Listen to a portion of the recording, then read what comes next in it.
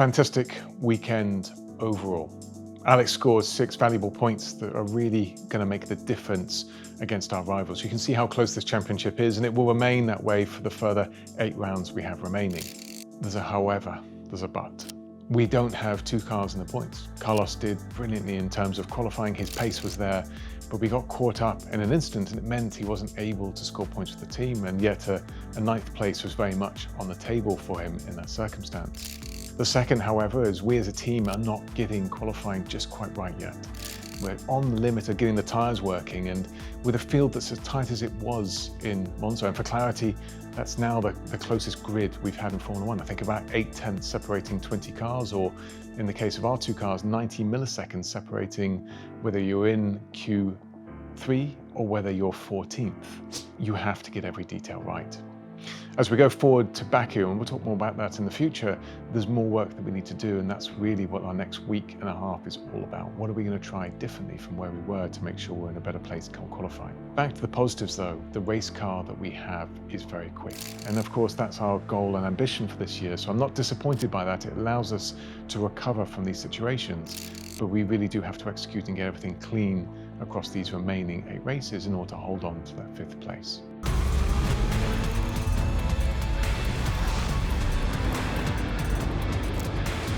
Welcome to the Vowles Verdict, presented by Kraken. Rebus asks a good question, which is that we submitted a right of review, but we put it in just before that 96-hour mark, which is the absolute limit of what you can do. And why did it take so long, and what discussions did you have leading up to that? So the decision to do a right of review actually took place on the Monday. I wanted to make sure we reflected on it on the Sunday, not overreact, but rather look back through the footage on Monday, have a chat with Carlos before we make a decision to go ahead. From that point onwards, the process is the following. We need to make sure that we're complying with 3 elements of that right of review.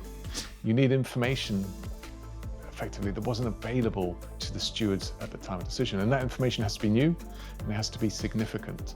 And if you think that through in context, whilst there's some onboard footage and helicopter footage and other footage, etc., that shows the incidents from different angles, all of that was available to the stewards at the time of making their decision, and therefore doesn't comply with the requirement for right of review. So quite a bit of that time was assessing what evidence can we gather that enables us to get the case to where we need it to be, and then what do we need to do to fundamentally bring this forwards and hopefully display the case to the stewards from our perspective.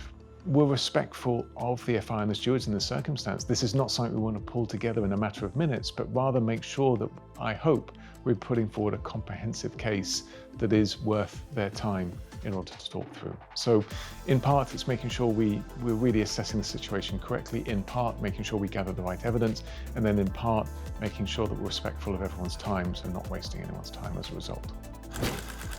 Christina's question is, where would we have expected Carlos to finish if we didn't have that incident with Ollie? P9. Fundamentally, P9 was available to us. Now, it's all circumstantial. It was very much that potential, maybe a P8 in the most extreme of circumstances. But as you saw, Carlos really had the pace. He had the pace on Ollie. He had the pace relative to the cars in front. Whether that would have overtaken Gabriel or not, I'm not entirely sure. But even without that, and with Kinney's penalty, that would have put him into that P9 position. Leston, thank you very much. Yeah, it was a fantastic race for us. Your question is really about how do we figure that strategy out. So one talking point is that we review overnight, and it's not just based on how we wake up in the morning, but a number of simulations, normally millions of simulations of what happens if. So in the circumstance of, first of all, trying to establish where we think most teams will start on the tyres, and I'm pleased to say that the model output was fairly good in that regard. You obviously don't know 100% for sure, but you find the sensitivity, for example, to a car in the top 10, starting or hard. In our case, for example, we had Lewis. We thought Ferrari may choose to start him on that harder tyre, and then cars in and around that, and that changes the race quite dynamically. Then you run it through a start model. How does it all pan out? A harder tyre, the worse the start is, but where do you end up? What happens if the tyre gets quicker? What happens if we're quicker than we expect it to be? What happens if we're slower than we expect it to be? And you look at the sensitivity of all that data coming together, there's millions of simulations, and then it sort of gives you direction on what we should be doing. One of the things that came out is that safety cars may well feature, and what you want is your two tyres to be split, or your two start tyres to be split, in order to cover those probabilities across the race. The highest probability, just for clarity, being on those opening laps. But you could take a hard right to the end of the race from lap 1.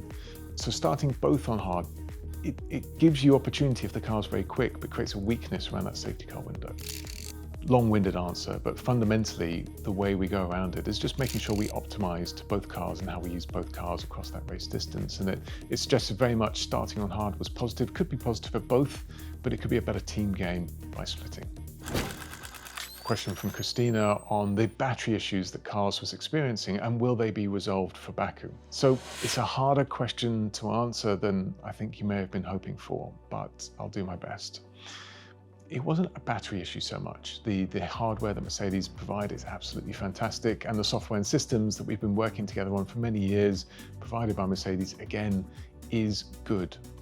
The difference is, it is quite different to what happens at Ferrari, and Monza's one of the first tracks we've really come to where I think you'll find we're energy starved. You just wish you had more and more and more. You have to be really conservative, certainly in our world with Mercedes, on where you use the energy to deploy it at exactly the right time.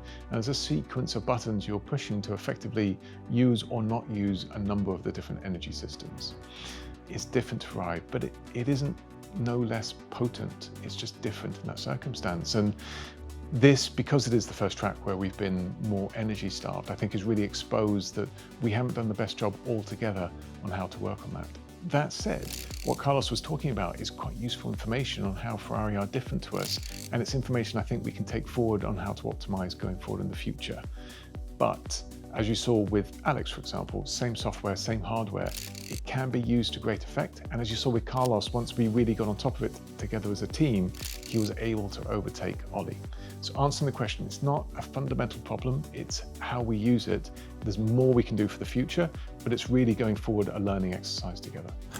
Michael, great question, which is around Luke and how much he's impressed me in his first season. And the answer is he's impressed me greatly. He's really matured since his first season of Formula 3 a couple of years ago. And at the time he had raw pace, but couldn't bring it together necessarily in a package that meant he was able to consistently score points or fight for championships. Now, we do need to remember this is his first year in F2, but he's up there right at the top, P2 in the championship, but fighting really in and amongst others. And that's what's impressed me with him. He's had a huge maturity step across the 2 years. His pace, his raw pace has always been there, but he's brought it together in a way that he's very consistent on how he deploys and uses it now. We have 3 rounds left to go in Formula 2, and I have every belief that Luke will be there fighting for the championship to the end. It's down to him to deliver, but we'll be by his side as he does that.